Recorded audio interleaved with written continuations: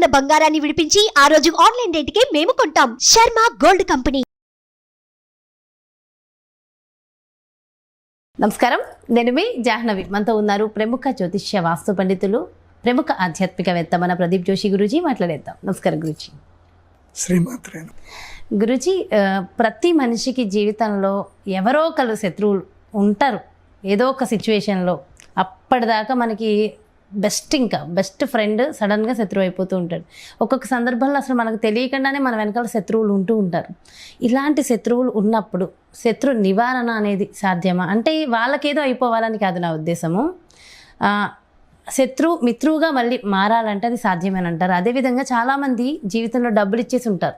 చాలామందికి ఏదో పాపం ఆపదలు అవసరమనో వాళ్ళ పరిస్థితులు బట్టి ఇస్తారు, కానీ వీళ్ళ టైం ఒక్కొక్కసారి బాగోదు. అలాంటప్పుడు ఆ డబ్బులు మళ్ళీ రావడం సాధ్యమేనంటారు. ఈ రెండింటికి రెమెడీలు ఉంటాయంటారు? శ్రీ గురుభ్యో నమః. శ్రీమాత్రే నమః. ప్రతి మనిషికి శత్రువు ఉండాలి, ఉంటేనే మంచిది. నా జీవితంలో నేను ఇంత ఎదగడానికి కారణం నా శత్రువులే. Thanks to them. నేను థ్యాంక్స్ చెప్తాను, నా శత్రువులందరికీ థ్యాంక్స్ చెప్తాను. నేను ఇప్పుడు ఇంత సన్నబడ్డం కూడా కారణం నా శత్రువులే.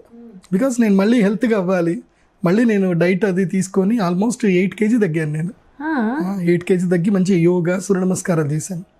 ప్రతి మనిషికి జీవితంలో శత్రువు ఉండాలి. శత్రువు ఉండకూడదు అనుకుంటే వేస్ట్. అది శత్రువు ఉండాలి. అయితే ఆ శత్రువుని మీరు గెలవడానికి ప్రయత్నం చేస్తూనే ఉండాలి. శత్రువుని గెలవడం అంటే అర్థం ఏంటంటే మిమ్మల్ని మీరు ప్రోగ్రెసివ్ చేసుకుంటూ వెళ్ళడమే శత్రువుని గెలవడం. శత్రువు జోలికి వెళ్ళకూడదు. వాళ్ళ దగ్గరికి వెళ్ళి వాళ్ళకి ఏదో చేయడాలు అవి ఏం చేయకూడదు.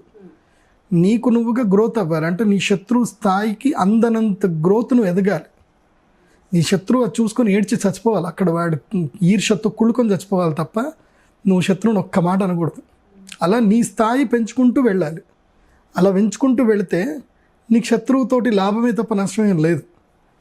ఇది నేను రిసీవ్ చేసుకున్నట్టు మీరు రిసీవ్ చేసుకుంటే చేసుకోవాలి. అంత స్ట్రాంగ్ అవ్వాలి. థ్యాంక్స్ చెప్పాలి శత్రువులకి. థ్యాంక్ యూ వెరీ మచ్, ఇన్నాళ్ళకి నాకు రియలైజ్ చేసావు, నేను ఎక్కడున్నానని నాకు రియలైజ్ చేసావు. Let me fight with my self. నీతో నువ్వు పోరాడు. నీలో ఉన్న శత్రుత్వాన్ని, నీలో ఉన్న అహంకారాన్ని నేను తగ్గించుకుంటూ నువ్వు గొప్పవాడివైనా అనుకో, నీకు ఏ శత్రువు నేనేమి చేయలేడు. అసలు ఏ శత్రువుతో ఏమీ జరగదు. కానీ ఇప్పుడు నేను మీకు చెప్పేది ఏంటంటే ఒక చిన్న టెక్నిక్ చెప్తాను. అంటే మితిమీరిన బాధ శత్రువు వల్ల, అంటే ఇంకా మీరు తట్టుకోలేనంత బాధ జరుగుతుంది. ఇప్పుడు ఒక్కటే కాదు, మీరు అన్నట్టు ఇప్పటి వరకు క్లోజ్గా ఉన్న వ్యక్తులు ఇప్పుడు చాలామందికి కొంతమంది ఉంటారు, దుర్మార్గులు ఉంటారు. పెళ్లి చేసుకుంటారు, భర్తతోటి అన్నీ ఎంజాయ్ చేస్తారు, ఆస్తులన్నీ రాయించుకుంటారు. ఆల్ ఆఫ్ సడన్గా జంప్ వెళ్ళిపోతారు. మళ్ళీ కోర్టులో కేసు వేస్తారు. డబ్బులు ఇస్తే తప్ప నీకు విడాకులు ఇవ్వనంటారు. ఇలాంటిది ఒక సమస్య. ఇంకోటి, ఒక వ్యక్తికి సంబంధించిన సమస్య ఉంది. ఆ వ్యక్తి మంచి పూర్తి డబ్బులు ఉన్నటువంటి వ్యక్తి.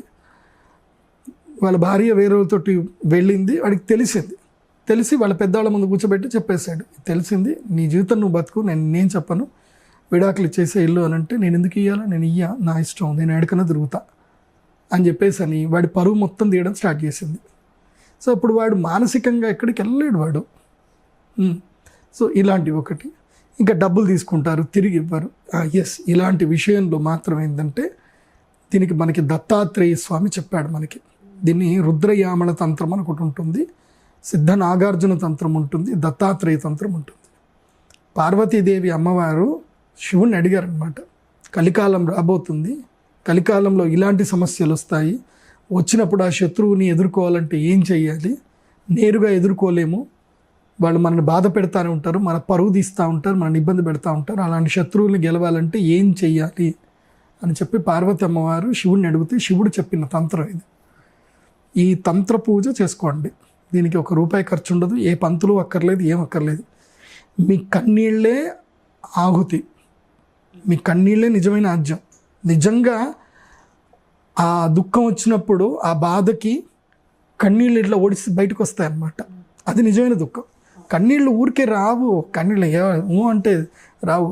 అంటే మామూలు దొంగ కన్నీళ్ళు ఎట్లా అంటే కొంచెం ఇక్కడ దాకా వస్తాయి కానీ కింద దాకా పడవు. నిజంగా దుఃఖం వచ్చే కన్నీళ్ళు ఎట్లా వస్తాయంటే దారకు వచ్చి డ్రాప్ పడిపోయి ఒళ్ళంతా తడిచిపోతుంది. అవి నిజమైన కన్నీళ్ళు. అలాంటి కన్నీళ్ళు వస్తే ఆ కన్నీళ్ళు ఒడిసిపట్టుకోండి, ఏం కాదు. చెప్తాను, ఒక యాగం చెప్తాను. అమావాస్య రోజున మర్రి చెట్టు కానీ రావి చెట్టు కానీ ఎక్కడైనా చూసుకోండి, మీ పొలాలలో ఉంటుంది, ఎక్కడైనా ఉంటే చూసుకోండి. అమావాస్య రోజున ఉదయమైనా రాత్రైనా ఎప్పుడైనా పర్వాలేదు, ఒక 4 ఇటుకలు, ఒక ఇటుక ఇట్లా 4 ఇటుకలు వేసేసి చిన్నగానే వేసేసి ఆ రావి చెట్టు కింద కానీ మేడి చెట్టు కింద కానీ పుల్లలు దొరుకుతాయి. ఆ పుల్లలన్నీ తీసుకొని అక్కడ పుల్లలు పేర్చి ఒక చిన్న కర్పూరం పెట్టి అగ్ని వెలిగించండి. వెలిగించి స్క్వాట్ కూర్చోవాలి. స్క్వాట్ కూర్చోవడం అంటే తెలుసు కదా, నేలకి మీ పృష్ఠం, మీ హిప్ ఆనకూడదు, అరికాళ్ళ మీదనే కూర్చోవాలి. అరికాళ్ళ మీద స్క్వాట్ మీద కూర్చోవాలి. కూర్చొని మీకు నిజంగా దుఃఖం అనిపిస్తే ఆ కన్నీళ్ళని తెల్ల ఆవాలు ఉంటాయి, ఒక పాత్రలో తెల్ల ఆవాలు వేసుకోవాలి. ఆ కన్నీళ్లతోటి ఆ తెల్ల ఆవాలు కడగాలి.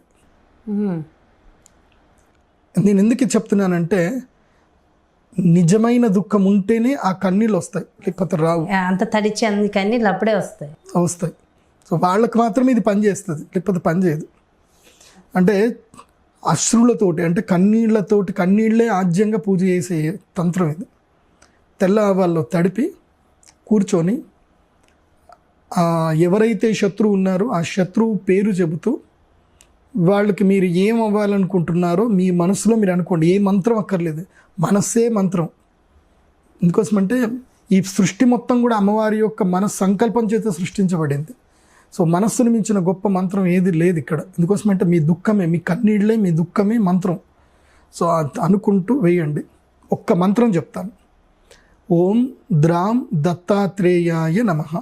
దత్త మంత్రం చదువుకోండి. శత్రువులను శిక్షించాలన్నా, దుష్టులను మర్దించాలన్నా దత్తాత్రేయుణ్ణి మించిన మహాశక్తి ప్రపంచంలో లేదు. లేదా క్లీం కాళరాత్రియై నమః. ఏ మంత్రం? క్లీం కాళరాత్రియై నమః. ఆ కాళరాత్రిదేవి అమ్మవారిని తలుచుకుంటూ మీ శత్రువు పేరు చెప్తూ ఆ యొక్క తెల్ల ఆవాలు అగ్నిలో వేయాలి. చట్ చట్ చట్ చట్ చట్ చట్ సౌండ్ వస్తుంది. అది ఎట్లా సౌండ్ వస్తుందో అట్లా మీ శత్రువు మర్దన జరుగుతుంది. ఎందుకోసమంటే నా జీవితంలో ఒక సిచ్యువేషన్ జరిగినప్పుడు నేను ఇంకా తట్టుకోలేకపోయాను.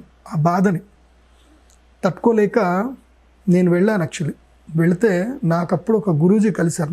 నేను ఒంటరి మార్గంలో వెళ్ళాను. వెళ్తే నాకు గురూజీ కలిశారు.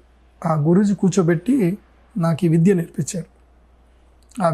ఈ విద్యను ఎప్పుడైనా ఉపయోగించు, కానీ ధర్మము కోసమే విద్యను ఉపయోగించు, అధర్మం కోసం ఉపయోగించకు అని చెప్పి ఆ విద్య చెప్పారు అన్నమాట. ఆ విద్య ధర్మం కోసం మాత్రమే ఉపయోగిస్తాను నేను అది. కాబట్టి మీ వైపు ధర్మం ఉంది, మీ వైపు అన్యాయం జరిగింది, ఈ లోకంలో మీకు న్యాయం దొరకట్లేదు, ప్రకృతిని అడగండి. ఆ రావి చెట్టు కింద, మర్రి చెట్టు కింద కూర్చొని అడగండి.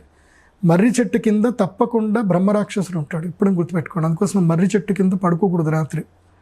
రాత్రి మర్రి చెట్టు కింద ఎట్టుకోసం పడుకోకూడదు. మర్రి చెట్టు మీద ఏంటంటే బ్రహ్మరాక్షసులు ఉంటాయి.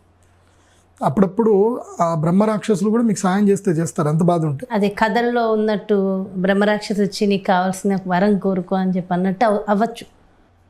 విషయం ఏంటంటే మన జీవితంలో ఒక సిచ్యువేషన్ ఏర్పడ్డప్పుడు మనం ఎదురుగా దయ్యం నిజంగా వచ్చి కనబడ్డా మనం ఏం బాధపడం, మనకు భయం కూడా కలగదు. బాగున్నావా పో అని చెప్పేసి అంటాం. మనిషికి ఆ స్థాయిలో కనుక బాధ కలిగితే ఏం జరగదు. ఎందుకోసం అంటే నా జీవితం నా స్థాయిలో నాకు బాధ కలిగినప్పుడు ఐ లెఫ్ట్ ద శ్మశానం. నేను వెళ్ళిపోయాను. నిజంగా ఇవన్నీ తంత్ర పూజలన్నీ ఉన్నాయా, లేకపోతే ఎందుకు ఇంతగానో అని చెప్పి నేను వెళ్ళాను. అలా నిర్మానుష్యంగా అలా వెళితేనే నాకు గురూజీ కలిశారు. ఆయన నా చేయి పట్టుకొని తీసుకెళ్లారు. మళ్ళీ ఆయన నాకు ఒక 5 నిమిషాల తర్వాత కనబడలేదు. నాకు మళ్ళీ ఆయన నాకు ఉపదేశం చెప్పి మాట్లాడి వెళ్ళిపోయిన తర్వాత ఆయన నాకు కనబడలేదు మళ్ళీ. ఇది జరిగింది, నా జీవితంలోనే జరిగింది కాబట్టి చెప్తున్నాను. ఆ తర్వాత నాకు శత్రువు అంటే భయము, శత్రువు అంటే ద్వేషం లేకుండా అయిపోయింది. ఇక లేదు ఇంకా. ఎందుకోసం అంటే నా దగ్గర శత్రువుని గెలిచే శక్తి నా దగ్గర ఉన్నప్పుడు నేను ఎందుకు భయపడాలి, నేను ఎందుకు ఏడవాలి, ఎందుకు ద్వేషించాలి? కాకపోతే ఒక సిచ్యువేషన్ వచ్చినప్పుడు నేను తెల్లవాళ్ళు చేతిలో పట్టుకుంటే పని అయిపోతుంది, కానీ నేను పట్టను. వద్దు అని చెప్పారు మా గురూజీ. ఏది అత్యంత ఉత్కృష్ట స్థాయికి వెళ్ళాలి. నీ కన్నీళ్ళు, నీ గుండె మొత్తం కూడా పిండిపోయి నీ కన్నీళ్ళు బయటకు రావాలి.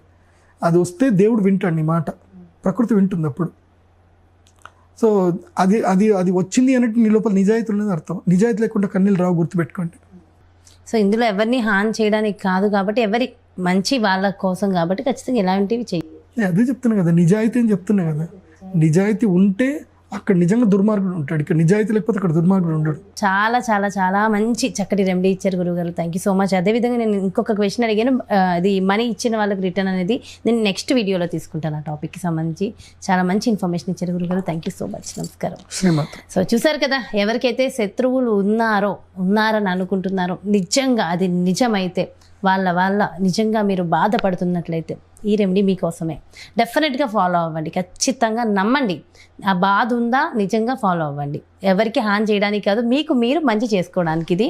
సో ప్రతి ఒక్కరికి ఉపయోగపడుతుంది. మరో చక్కటి కార్యక్రమంతో మీ ముందుకు వచ్చేస్తాను. మరి అదేవిధంగా మీకు ఎలాంటి సందేహాలు ఉన్నా ఖచ్చితంగా కమెంట్స్ రూపంలో తెలియచేయండి. వాటికి సంబంధించి కూడా టాపిక్స్ వీడియోలు చేసేస్తాం. మరి బ్యూటిఫుల్ కాన్సెప్ట్తో మీ ముందుకు వస్తాం. మరి మీ జాతకానికి సంబంధించి కానీ, మీ ఇంటి వ్యాపార వాస్తుకు సంబంధించి కానీ ప్రదీప్ జోషి గురూజీని కలవాలి, సంప్రదించాలి, అపాయింట్మెంట్ కావాలి అనుకుంటే క్రింద డిస్ప్లే అవుతున్నటువంటి నెంబర్స్కి కాంటాక్ట్ అవ్వండి. నమస్కారం.